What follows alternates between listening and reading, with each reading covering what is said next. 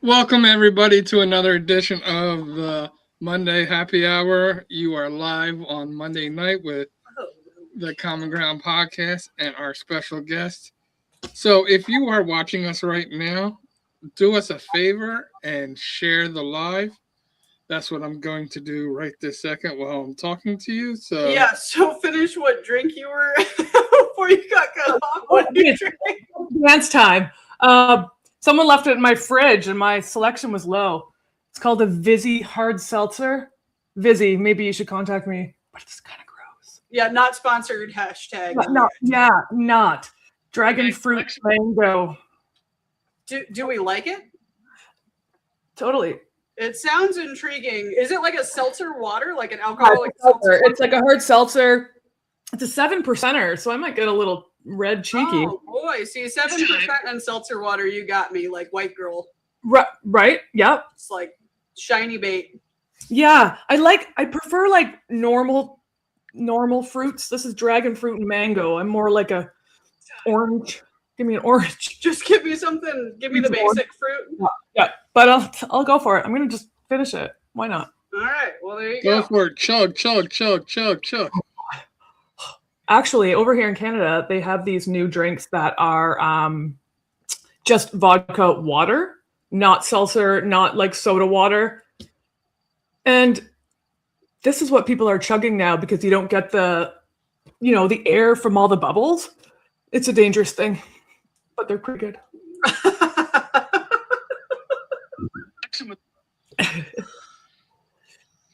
I'm trying to find the post, and my dad said he had a hard time on Facebook finding it. I was telling John too when he cut you off that he missed the black and yellow memo. Oh, John. I know. Like, so sorry. Do you have a yellow blanket you could like throw over you, or just a onesie, like just earmuffs? If you can see back here, my lovely amount of onesies that. Is that what those are? Okay, so to be honest, as like a big girl, house coats, they don't work for me. My legs rub together and they're not comfortable. So okay, first of all, did you just say house coats? Yeah. What's a house coat? Like an over warm thing, like you get out of the shower and you do it up and it's long. Like a robe? A robe. Yeah, it's like a robe. Is that what those are called? Okay, for all of our guests who are tuning in and listening, is from Canada. A house, so we call it a house coat, which because you wear it with the coat indoors, and they don't work for me. So onesies are my house coat. I just throw them. I'm forever gonna call them house coats. Like that's what it is now. You take that. You take it. Yeah. Is it like if I search house coat on Amazon, does it come up? Yeah, absolutely. Really? I think. I mean, I always do Amazon.ca, right? So okay, that's fair. They'll bring it. Interesting. Aiden said that it's a onesie, like a robe. No, Aiden, I want a real onesie. And I don't even own a robe. You know the best house coats? It's a house coat. Are those heavy spa ones, like the woven? Do you know what I'm talking about? Yeah, the ones that you go to hotels too. Yes. Yeah, that you want to steal, but then I couldn't. I'm too nice. But I have the same problem. Yeah, I'd want to. But again, my legs would rub together, so I actually probably wouldn't want it. I want a onesie in that like towel thick material. House coats don't have like a way to. You're saying you want a onesie because house coats don't prevent the leg problem. Totally. Exactly. Yeah. Okay. Yeah. Relatable. Understood. Yeah. That's funny. John, you have no music going, and it's for the people that are here know me. It is one of my silence might be one of my biggest pet peeves. It reminds me we did a podcast. It was a while ago now. Was it Angel and Rocio? that Angel did the 3 days in silence or something like that? Yes. Can you imagine? No. My Maybe. stepdad used to do silent retreats. And he'd come home and did we just get background music? We did. That's all I needed. I really just need something. That's it. Yeah, sure. Yeah, my dad used to go on silent retreats. And when he would come back, my poor mom, because he just had to let it all out. That's pretty funny. Oh boy. Yeah. Aiden said I need a onesie with a kangaroo pouch.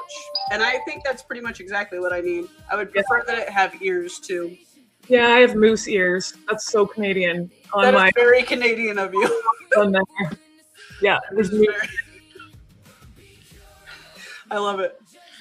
So if you are watching, make sure you comment. Let us know where you're watching, from what platform you're watching from where you're watching from. Just so that we can, we want to have some fun tonight. This is a chance for you to get to meet our special guest. But before I introduce my special guest, I always have to introduce my co-host. So she is dressed like a bumblebee today. I am not okay. First of all, black and orange Membo. I didn't plan this. Like, it's not like Amber and I coordinated beforehand. Women's intuition, maybe. It is, yeah. But you got the yellow and black. She's got the yellow and white. I have white. Yeah. You got some stripes. We both have white. She's got polka dots, which I like more. But yeah. So John, we'll give you a minute if you want to go grab a yellow shirt. If you want to change, we can. I don't have a yellow shirt. So. Yellow hat. Mustard. Don't have a yellow hat. We'll have to make you a special one. Nah, I don't have anything. Yellow's a happy color. It is. It is. And like, I find it looks decent on most skin tones. Same with like green. So keep that in mind. Aiden said a buddy I played hockey with had a Buc-ee's onesie that he would wear to practice. He also had an inflatable crayon suit. I mean, that counts. It's a onesie. Buc-ee's is there a Buc-ee's where you guys are? Either one? I would assume they're not in Canada. What's a Buc-ee's? There's one in the Carolinas. It's like can't the remember Walmart of South gas stations. Oh, okay. Nope, we don't have a Buc-ee's. We have. And you said you do, John, though? Well, there's one in the Carolinas, so it's closer to my daughters than me. But Buc-ee's is maybe one of the most overrated things I've ever seen in my life or encountered. That's a different topic. What we have in Philly is Wawa's, and Wawa's are I don't know what that is. Are an experience. I mean, what's yours, every time Amber? I'm in Florida, I love stopping at the gas stations because it's like a store. It is. Is it not that way in Canada? No, we have convenience stores with very expensive, convenient items if you get gas. I think that's how they were originally created. I mean, our gas stations are overpriced too, but they are like a full functioning store. They are, but they have like gifts and everything. So it's the worst kind of going with kids, but it's also, I want those bubbles as well. So. Well, first of all, welcome Sydney to the Monday Happy Hour, and as you have not already gotten, this woman is full of personality. She may wear polka dot shirts anywhere. You know, I truly believe that she could wear a polka dot shirt anywhere. Anyway, even to a funeral. You know, I can make it look real sad. We can have sad polka dots. Yep. Grieving polka dots everywhere. Like the polka dots are just a frowny face. Yep, exactly. That would be ruin the whole purpose of wearing the polka dots for them to be sad. But if they're really tiny, no one may not know, but you would know. Yeah, you know, I love shirts like that, where it's like, "Where's Waldo?" Yes. And you got to look like real close and personal to figure out what the shirt's supposed to be. Genius. Yeah. Well, with us today is Miss Amber. How you doing, Miss Amber? I feel very good. Yeah, I feel good today. Miss Amber's episode comes out tomorrow, and I just finished editing it, and it was just as much fun listening back to it as it was recording it. So. Awesome. Thanks, John. You were probably It was a amazing. fun one. Well, what can I say? I know. It's true. It's true. You and Sydney. It's really, I would love talking to you guys because it's really cool to like even talk about just the differences of like our countries, right? Like the little things. I thought it's really cool. Like robe and house coat. Yeah, just a hoot. Yeah. Yeah. So. Even saying that onesies are dumb or the inflatable. No, he said that Bucky's are dumb. He Okay, cool. Have wide thighs then. Okay. Yeah. No, Aiden's not. Amber, how tall are you? 5'7". Okay, so you're tall for a gal because I'm 5'9". Aiden's not a small dude. Aiden's tall, so he knows. He probably has 20 onesies in his closet. Yep. If we're being super real. But not from Buc-ee's. He would admit it too if he's still From listening. Walmart. From Walmart. That's Walmart. I could not do onesies. why. Too hot? Oh yeah, I would definitely get hot in it. What about house coats? Yeah. Do you own a house coat? No, I don't wear a house coat. Do you live by yourself? That Yeah. would make a little bit of sense. Yeah. Yeah. Okay. It's like after an hour, you Yeah. have to cover up. I will walk around naked most of the time. So it's we're live. Yeah. we are not.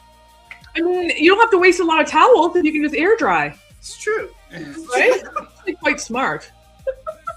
There's nothing better than cooking when you're Just naked. body, just naked body. Oh, Aiden, you're not 6'5". You're such a liar. He I might. have two onesies. Both have many Many holes holes. from time. Where are Yeah, the holes? I was afraid. I was afraid to ask any questions. He will meet you in that weirdness. It's not weird, guys. It's just naked bodies. Sometimes we have holes for things that are convenient, things we just need to hang out quick, or Or we're just like John and we air dry. Yeah. yes, or we air dry. Some people in the shower do this first. It's very eco-friendly. Water off. Or we listen to your episode tomorrow and we talk about swallowing and things being pushed down to the back of our throats. Exactly. And people can interpret that as they like because we are just talking real talk, truth. Right? Yes. What kind of music do you put on in this? A random station? No, this is actually our theme song. These are our things. I feel like I'm feeling like pumped up. Catchy. You know what I mean? Yeah. He made it. Mhm. Yes. Cool. I think it's really cool, all that stuff that people can do now. Isn't it? Yeah, Yeah. I think it's amazing. I know there's bad parts, and a lot of people talk about the bad parts, but also the amazing parts of AI and all that stuff. I think it's awesome. We just have to be responsible. I'm insulted. You think I used to? Oh wait, I said AI. John, you sang and did the drums and the harmony, right? That's you? All with AI. Yes. I just thought you had a really you could really throw your voice. Use of Yeah, vibrato. I did the male and the female voice. Yeah, it's great. And the harmonies sound, I don't know how you do them both together, but whew. Nailed it.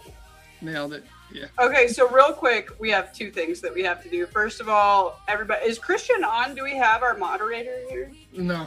No, we don't? Okay, well, Aiden's birthday is on Thursday, so everybody wish Aiden a happy birthday. Happy birthday, Aiden. Cheers to you. And then, oh, go ahead, Billy. Birthday, Aiden. I was going to say, Amber, you have like a very specific niche, and I'm super excited for your episode tomorrow because this is just how you are as a person, which makes it wonderful. But tell everybody listening kind of a little bit about your background, a little bit about you. Yeah, so I'm a nurse. I've been a nurse for 20 years. I did 8 years in mental health. I worked at a maximum security psychiatric hospital. And then I went into public health, and I worked there for 13 years. And now I'm kind of just doing my own thing because, as life would have it, I totally fell apart and had no idea what was happening. And I'm a rabbit holer. So as I started going down the rabbit hole, I recognized something called perimenopause, and it checked so many boxes. And I thought, holy shit, no one knows about this. We're all lost at my age. I'm like, I'm going to do this. I'm going to learn about it. I'm going to specialize in it, and I'm going to talk to people about it. And I'm going to just keep learning about it. I'm excited. I love the very official terminology rabbit holer. I identify with that. Right? I need to. Another thing, if I didn't have Google, I'd be lost because I want to know everything. Yeah, Keith gives me a really hard time about that because I ask a lot of questions that nobody would care to know, like ever, in the real world. Yep. But I need to know. I really do. Same. I'm the same. It's called just curiosity. You're a curious being. So am I. Yeah. Yeah. I'm sure he's listening. If you are, Heath, what was the question that I asked yesterday that you were mocking me about? I'm sure he is. He's probably on YouTube, but... Sounds like a golf. Oh, IKEA. Yeah, I didn't know. Anytime letters are capitalized, I have to know what it stands for, which sounds really stupid probably.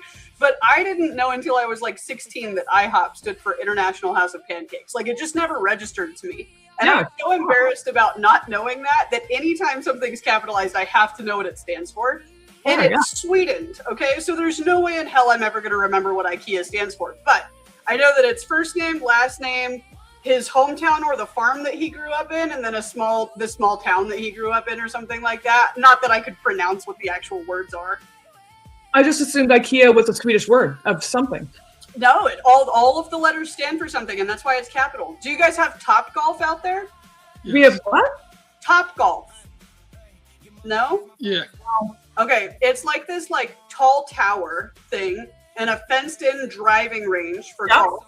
And you hit balls, but there's instead of it just being a blank driving range, there's big target things, and you can play games, and it will score your thing. Well, top is capitalized, and I asked somebody, and they actually had to get a manager because none of the employees knew, but it stands for target-oriented practice. They need to ask that at their interview to prove that people really want to work there. Marketing.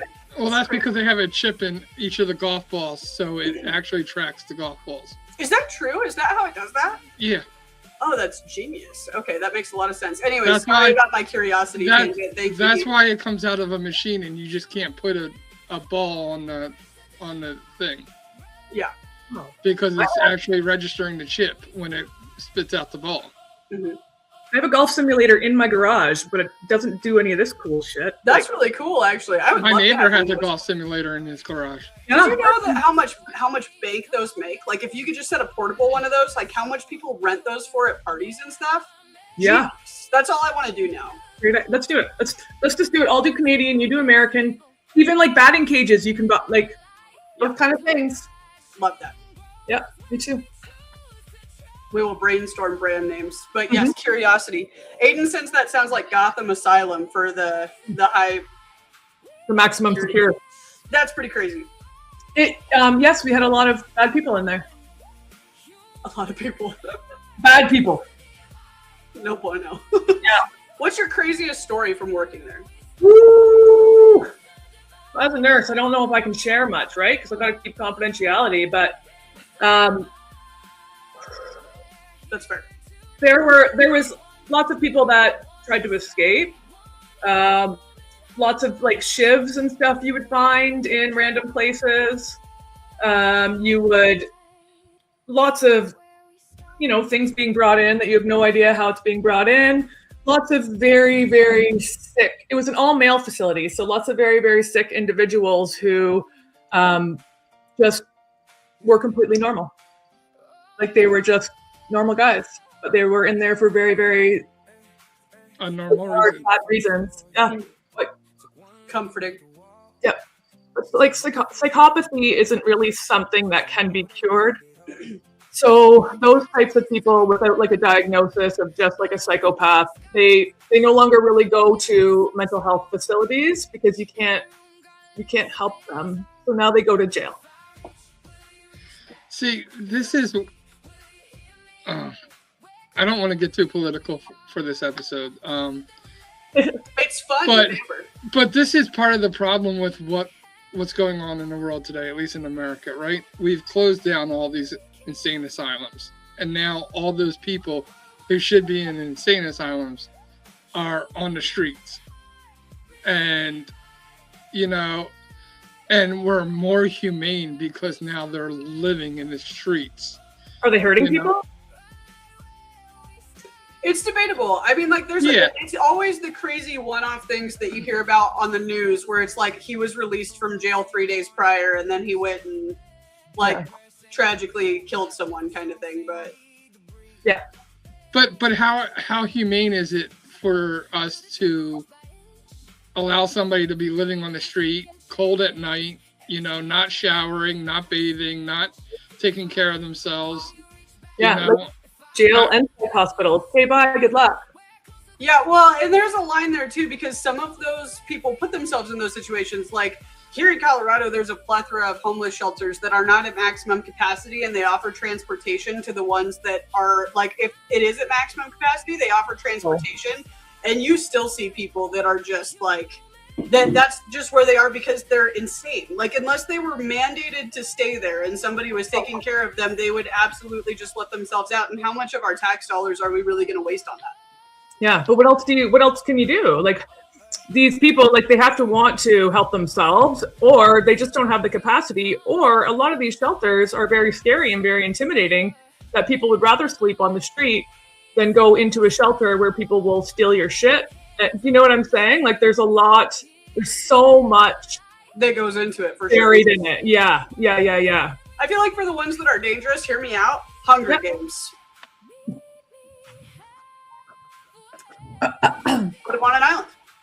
Hunger Games style. What if it's like the whole maid situation, right? The medical assistants and guys. It's like, what if tomorrow they're better though?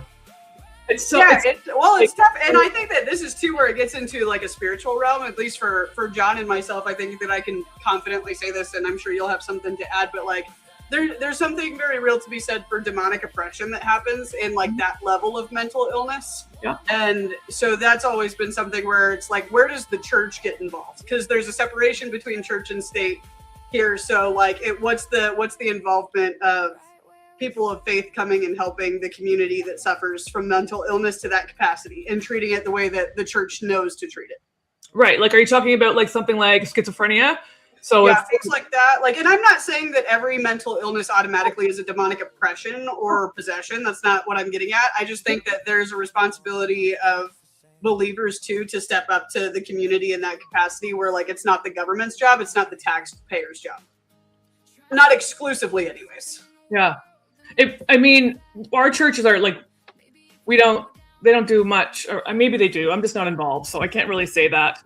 But I've not heard that ever before, Sydney. Like, I've never heard that someone actually saying, like, when can the church come in and maybe comfort those people who need that, feel like there's a lot of bad, like, people think with like schizophrenia, there's a lot of bad voices, and a lot of them do have like religious components to them. Yeah. Like a lot of them. Mm-hmm. Yeah.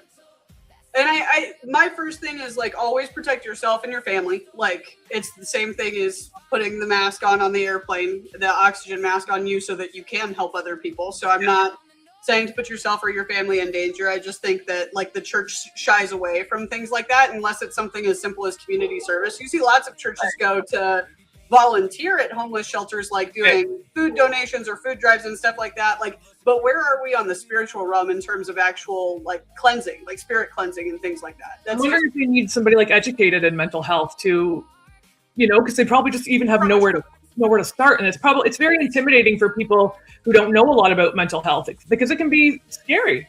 Valid. And if you're not trained, you could actually do more damage than help too. So yeah. Sure. And there's so many types of mental illnesses. But one of the things I wanted to do with this episode, normally we play a game with our guest. And I didn't want to do that because I thought you had a good enough personality. And I know that one of the things that I thought we would try, specifically because I know that me and you have talked about possibly doing a relationship podcast also. So I thought we'd do a mini one of those type of a thing, see how it plays. Yeah. So whether you watch this now or on replay, let us know if this would be content that you would be interested in, because I think this would be really cool content. And I know one of the discussions that me and you have had in the past are the different ways that men and women interpret things. And so I thought we could do a little showcase for them, talk about that, and see if it's something that might draw a bigger interest in content, and to see if people would want us to do more of this. So, and if you don't have anything, I will definitely suggest something. But is there something that comes off the bat to you, Amber, that men and women misinterpret? I mean, like a lot of people think like our brains are different, but they're not that different, really. It's more about, our experiences, how the male and female, how we're raised, what the societal expectations of are male and female, what women kind of are raised looking for. Women are looking to like read tone and look for emotions and try to settle things, make peace, where men are more taught to, fix things or just see the task at hand, right? So that's from our that's from being young. Like, that's not something that's talked about all the time, but it's just what we're exposed to as a male and as a female, right? So there's so many differences in the way we interpret different things. Like, I think interpretation is huge, because it doesn't matter how you interpret it. It can still be impactful regardless of how either someone maybe didn't mean to say it this way. It's how it was interpreted, and it can still hurt. Does that make sense? Yes. Yeah, for sure. So what would, we can start with the beginning process, like even dating, right? Mm-hmm. There are not only different interpretations, but different expectations, right? So like the expectation is that, and this is funny because this will go slightly into something that we touched on in our thing, in our episode about feminism, but like the expectations of who pays for dinners. What did we say, guys? In the comments, who pays for the first date? Is it the first date or all dates? First date, unless if someone wants to pay for everything, okay. Okay. Okay, we'll go first date. And what do you expect? But like, no. Like, guys are raised that we are supposed to. I think guys are raised with the thing that you are supposed to be the provider. And so let's go with that. What does the word provider mean to you as a woman? As a woman who's 43, or the woman I was when I was 23? We'll let Sydney answer the 20-year-old version. You can answer the 40-year-old version. I'm not 20. You're 27. I'm 28. Right? 28. I'm closer to 30 than I am. Okay. What? You baby. You can be my child and it not be that weird. You could.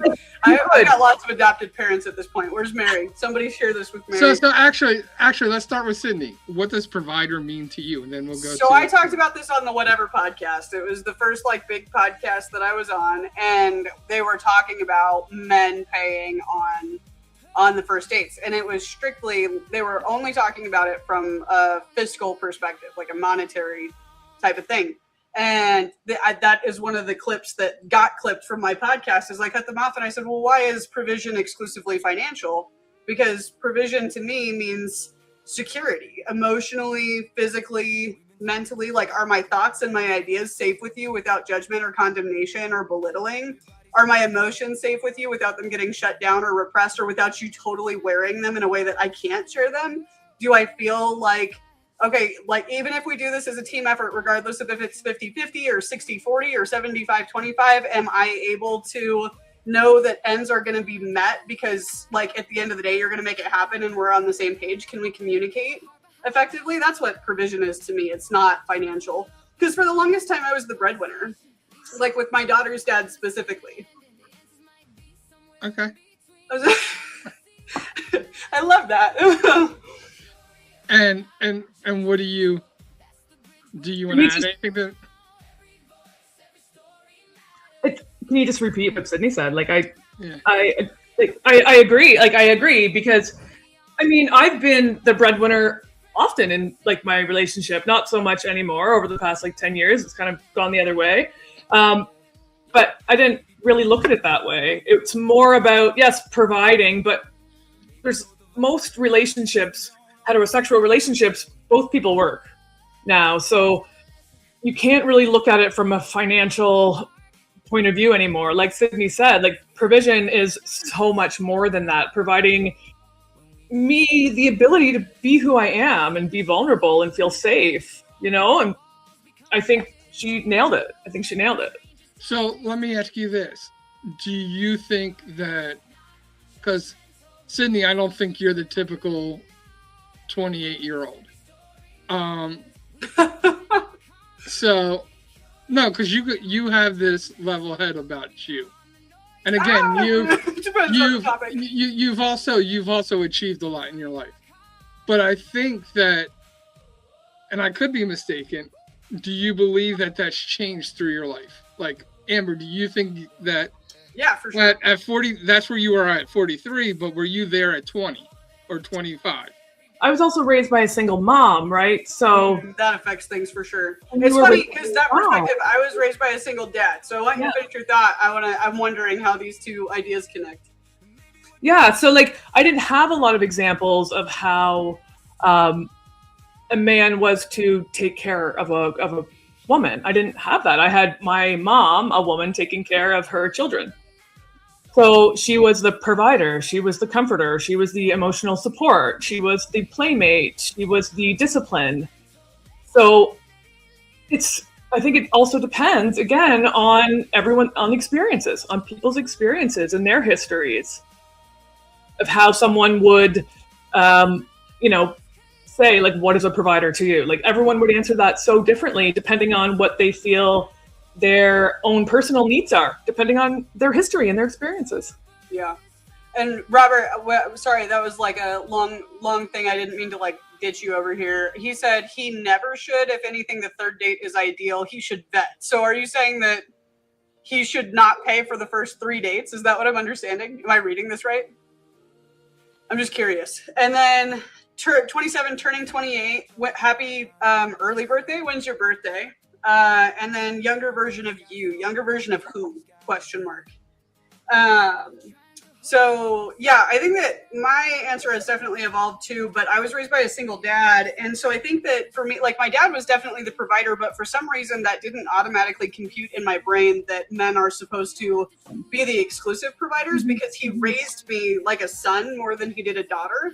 So I didn't register, like he wasn't, as he was working and providing, he wasn't giving me this messaging of like, he wasn't saying, hey, you need to find a man that can do these things. He was saying, this is how you do these things. And so because of that, I guess I just never expected that. And now that I'm getting older, I would say that it's a little more balanced. Whereas before it was like, boys, sit down and take notes. Like I've got this covered. Like it was very extreme where I wore the pants and arguably was not nice about it all the time. I think that it's shifted now because the kids are getting to like a school age where there's 24 hours in a day. Like I can't physically be in multiple places at once. And so there has to be a little bit of humbling on my side where I'm willing to accept more help and more balance and not be the one that wears all of the hats and does everything. And that's admittedly tricky for me a little bit because my dad just raised me like, you're going to do it. You're going to buckle, like get her done kind of style. So sounds like you're in a perimenopause moment because most women get to this moment when they're in their 40s because they literally can't take it all on anymore. So it's awesome. So I'm 12 years ahead. No, but I think it's because like you are recognizing that like it's okay to let go a bit, let go of the control a bit. It's okay to not have that perfection. It's okay to not it's okay to teach your children that it's okay to not do it all by yourself. I think that's beautiful. Better balance there for sure. Yeah. So do you say that the number one thing that you look for in an opposite sex no longer is provider. No. Are you asking me? Both of us? Yeah. Are you, say the question again. And I know you're both married, so I know you're both not looking, but if you were, like, say, to be single, would provider, I think used to probably be the number one, but do you think what is it today then, if it's not provider? I have a comment. Go for it. A lot of women my age who are single, I have a number of single friends, definitely do not want a provider. They provide for themselves and their children. They want someone that they can enjoy and not necessarily have to move in with. Doesn't have to be the next step. You don't have to pay for everything. They're looking for like a companion, not someone to take care of them. That's my age, my experience with my single friends. Providing is not even, like, especially like financially, not even something they would consider. But they have to meet them at an intelligent, emotional level, intelligence. So EQ.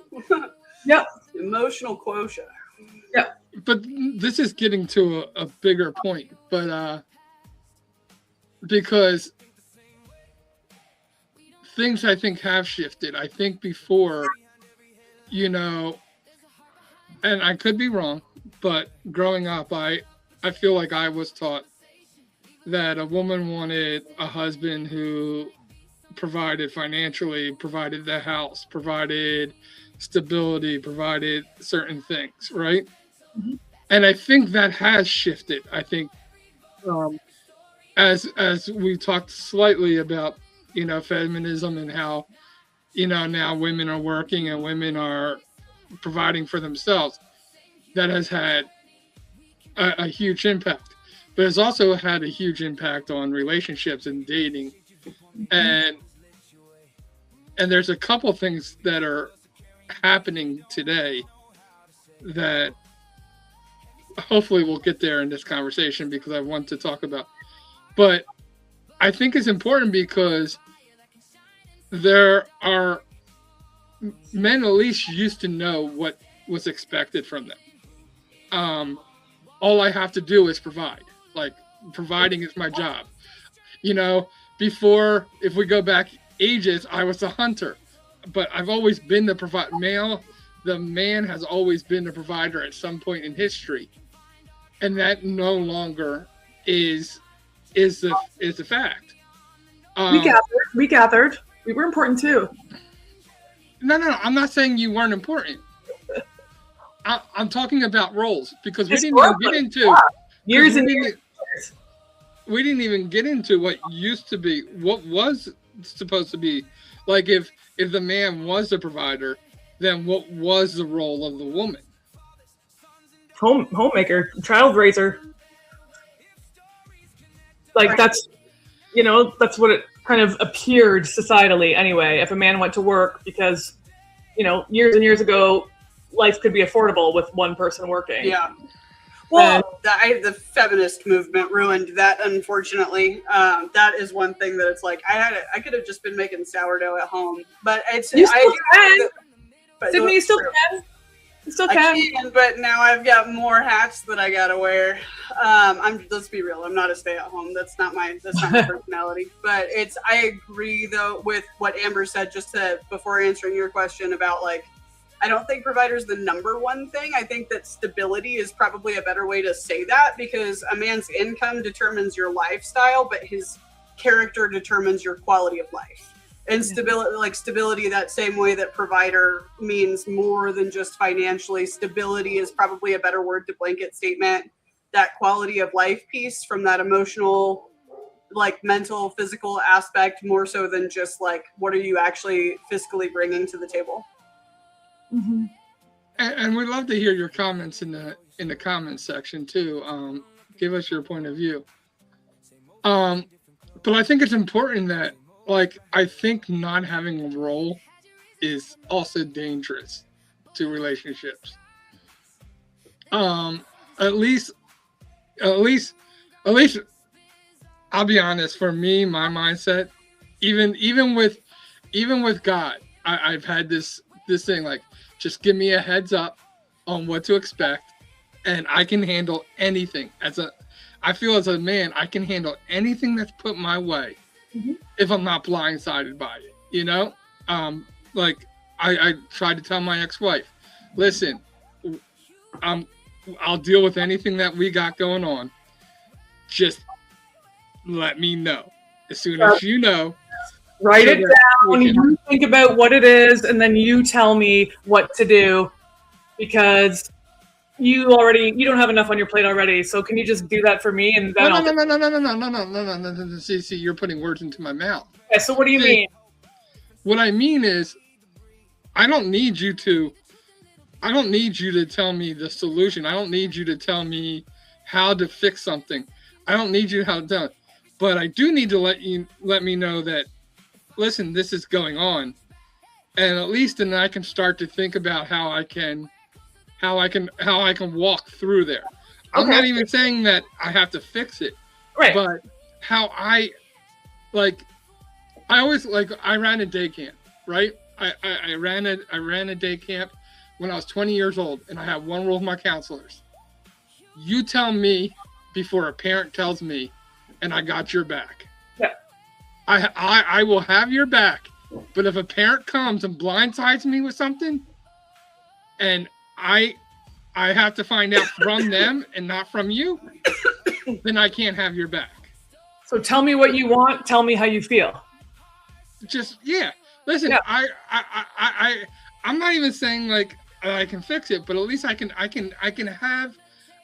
your back. I can proceed with whichever way we need to proceed with, as long as I'm in a no. Your first instinct is to try and fix it, right? Like you said, I may not be able to fix it, but like that's a very typical man. Like no. My first instinct is protection. Yeah. My first instinct is protection. How do I protect both of us? Right. Now, if I can fix it in the process, I'm going to fix it. Yeah. Sometimes we just want to be heard.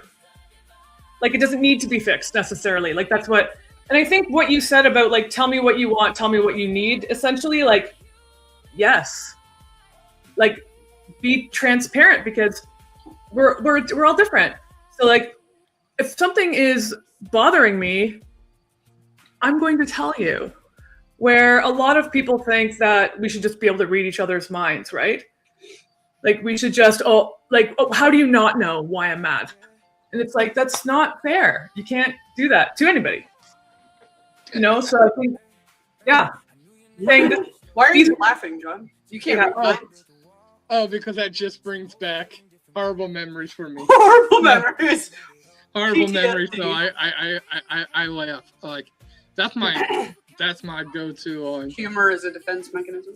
Humor's a huge defense mechanism to me, because it's like, oh yeah, like that was like, oh, you should know me, dude. If I'm asking you, then I'm asking you because I don't know the answer. Right. And so if you're gonna play these games, like you should know me, or you need to figure it out. Well, yeah. Screw you, because I'm here trying to figure out what's wrong. Yeah, you can obviously tell something is upsetting the other person. Yeah. It is funny though, because we talk about this a lot, like the in the mud puddle or out of the mud puddle analogy. Like when women just want to talk and men are already looking for a wrench, and women are like, sir, I didn't call Home Depot, I just wanted a hug. But it's there's like a code that my pastor developed with his wife. When his wife like brings complaints to him, before he like tries to fix, he's like, do you want me to get in the mud puddle, or do you want me to get you out of the mud puddle? And that's just their like real easy code for, am I fixing this, or do you want me to just like dwell with you? And that's what I mean by giving me the heads up. Be like, listen, I don't need you to fix anything, but I need to vent right now. I need to, okay, let's go. Vent. I'm here for you. We can both be protected because I can sit here, be your partner, allow you to vent, and be quiet and be supportive. You know. What if it's about you? Can you stay quiet, or do you have to get? No. I can stay quiet.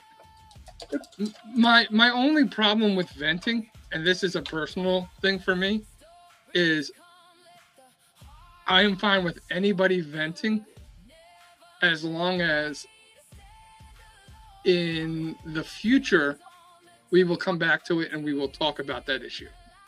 You don't get to just vent and get it off your chest. Well, you don't have to hang on. You shouldn't have to hang on to it. Because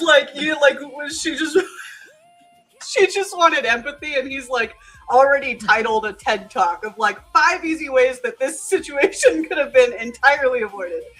Well, no, because it's not that. It's like I can remember a specific situation. I can remember one night, lying in bed next to my wife, and she starts to tell me about her day.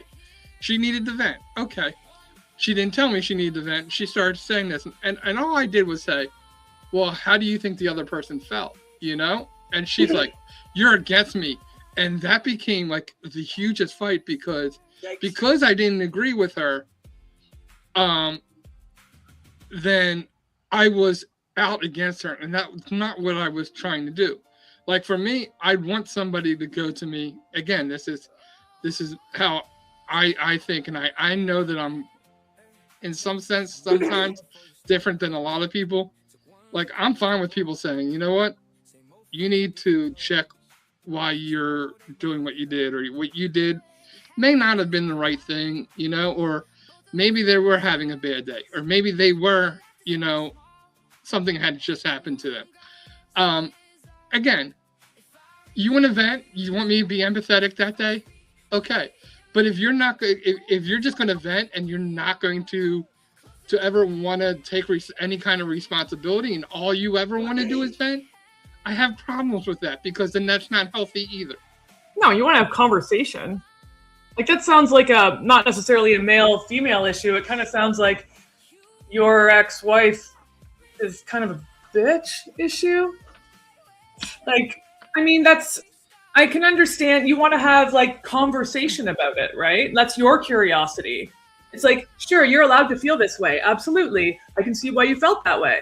So what about the other person? Have you thought about their side of it at all? And you were met with like the middle finger essentially, right? But you're almost trying to help bring her down by looking at both sides. But in that moment, that's not what she wants, right? So I think that but she never wanted that. She was never willing to take accountability. And I feel like it borders the line of insanity a little bit, if we're being honest. Like women can't just sit here and say, I just want you to listen and give me nothing. Like if I'm going to be miserable all the time because I want a venting buddy, get a fucking counselor. And a therapist. Yeah, I mean that disrespectfully. Like you cannot have load dump on your partner all of this bullshit and constantly expect them to just carry that without working to improve your own situation. Because it's okay to want to vent. Don't hear me wrong. It's okay to not want things to be fixed right now, but it's not okay to dwell and then to bring your partner into the dwelling constantly and never go anywhere and stay stagnant in bullshit. No, he wants to help his partner. Right. So John, I hope you don't carry that as a fault of your own. No. Okay. No. Because like you did for me, that sounds like something. Maybe not, if I'm really pissed off, maybe in that moment, that isn't exactly what I want. But I think it's totally reasonable to have that discussion with someone you care about that you know isn't intending to try and hurt you. They're trying to heal you, right? So I'm sorry you went through that. That's shitty. Yeah, and I'm not here to speak garbage on her, because that's not what I want to do either. But that's real experience, right? That's real. But I'm just saying, like, that's my issue with venting. Like, my issue with venting is like, I'm fine with people venting. I'm fine with you need empathy, But I want you to grow as a person too. Like, if you're venting and not ever wanting to change, I don't want to be around somebody who's like that, because like you're not taking accountability for yourself. You're not looking at, responsibility for your actions as well. You're still allowed to feel sad or upset, but you have to take responsibility for your own action. Yeah. True. But Well, John, what do you want to highlight about our upcoming release tomorrow, and any other shout outs we've got before we come to the hour? So I want to highlight Amber because like she is just A rock star. well, she wore a polka dot shirt, so I mean, like, To a funeral too. Yeah. you can't get enough of this person, so you definitely want to check out her episode. Thanks, John. There are some crazy moments in it. One that I already spoke about, and you think I was joking about, but it actually happened during the podcast. So you definitely want to check it out. You can find it on YouTube, on Spotify, or Apple, and it will be out tomorrow at 9 a.m. Eastern Standard Time. And share it with your friends. Share it. Make sure you're subscribing. Our goal is 5 to 10K over this next year. And speaking of over the next year, next week is our 1-year anniversary. So we have not announced our special guest. We have given 2 clues to who our special guest is for our anniversary episode. And so I'm going to tell you the 3rd clue. The first clue was the number 4. The second clue was Tom Petty. And the 3rd clue is merry-go-round. So Merry-go-round. merry-go-round.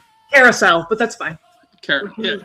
But I have to say it as merry-go-round. There's a specific reason why I say merry-go-round.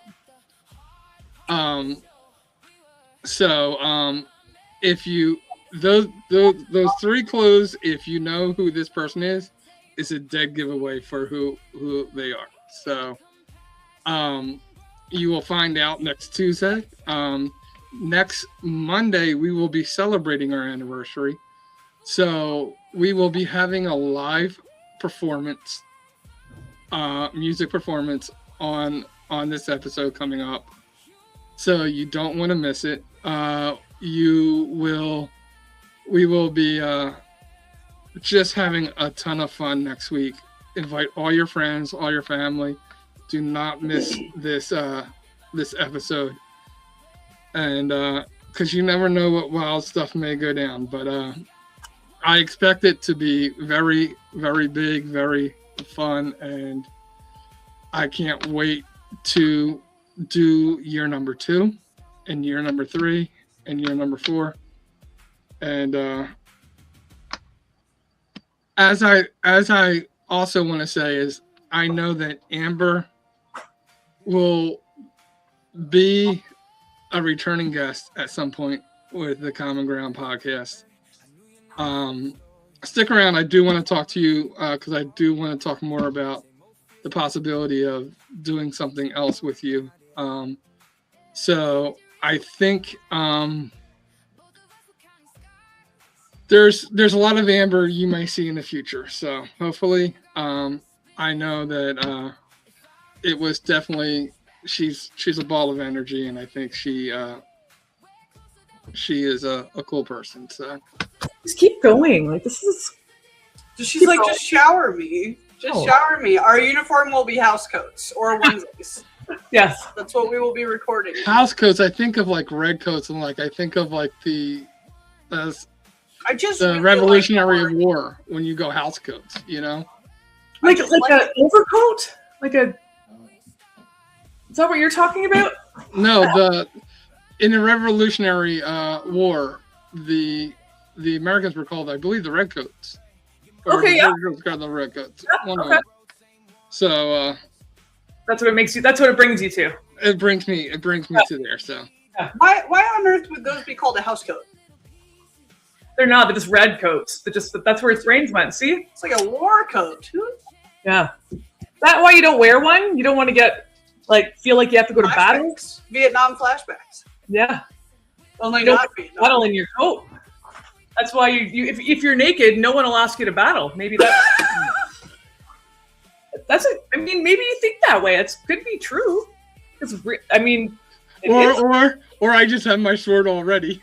Yeah, that's true. That's true. In the shower? In the Like I said, this woman has personality, and thank you always for thank you for being a joy. It's made a nice end to today. I actually just finished your episode, so I'll be posting it. Ready for it. Yeah, I love chatting with you too. It's nice. We all have different perspectives, and I think it's really neat to hear each other and to share experiences. I think it's awesome.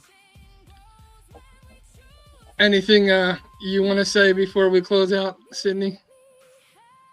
I am excited to do a segment with her. I don't know what it is, but I just like her, and I could probably go for hours realistically. Yeah. Which would be super entertaining because we're also very different in a lot of ways. Oh, yeah, absolutely. Even just age at that, and even just how we were raised, and American, and you talk about you're fuck the feminists, and I'm but I love single mom, single dad, feminism, the political conservative, more libertarian kind of thing. There's a lot of places to go. Absolutely. Yeah, for sure. Yeah. We will wear polka dots, onesies, or house coats though. Okay. No. Or all of them? I'm not. All of it combined. Like that. Okay, do you watch Friends? Is that a thing? So in my generation, you were either a Friends fan or a Seinfeld fan. It was one or the other. And most of my friends are Friends. I was always a Seinfeld. I didn't watch a lot of Friends. Man, that's sad. We'll have to get you on the Friends board just because I reference that show a lot. I don't know why that's the show that analogies just come to my head with.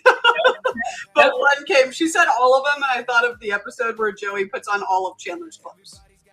See, I know Janice, I know Joey, but Janice's clothes, no. Chandler's clothes. But I say soup, not seeing. She knows exactly what I'm talking about. Yeah, no soup for you. No soup for you. And to be fair, it's vice versa because I never watched that, so I would have to. I'm uncultured on that. And me and my family, we were a Seinfeld family. So yeah, interesting. Same. All right, I will be the minority for this one. Well, John, wrap us up. Anything else you want to say before you head off, Amber? Hey, if you're in perimenopause or you love somebody in perimenopause, follow my Instagram page and join us. You'll learn that you're not alone. It's at shecomesfirst.ab. Follow and see the real parts because it's the worst. It's the worst. She said it. I didn't say it. She said it. She said it. Smart man. That's what she said. I know what that's from. To Sydney? No. I know what people say it. People have said it all the time, but I don't know that if I know the original reference. From The Office. Yes. Yeah, I don't know if I catch the original. I do get clips of that a lot on my newsfeed, but no, I was never. I also just don't watch TV. This Friends is probably the only thing that I could genuinely sit down and binge watch if I really wanted to just go mind numb kind of thing. Mm-hmm. Yeah. That actually is one of my favorite phrases. That's what she said, or that's what he said. Or title of your sex tape. Do you know that one? John. What was that? Title of your sex tape? That I don't know. Ooh, Brooklyn Nine-Nine. I've never watched. I don't think I've ever seen an episode. It's a very easy. Watch it when you're bored. It's so easy. It's so easy. Mm-hmm. That's what she said. So easy. Yeah. Title of your sex tape. So you have been watching. So what is the title of your sex tape? Oh no. You said so easy, so I said title of your sex tape. Okay. All right. As always, when we take the opportunity to sit down and hear somebody's story, because it's the opportunity to find Common Ground. Thank you, Amber, for being our special guest tonight, and for Sydney and myself. It has been our pleasure being your host on the Monday Happy Hour. We will see you next week with some amazing things going on. You don't want to miss it. Mark it in your calendar. Put it in your schedule. Next week. See you, same time, same place. And God bless and good night.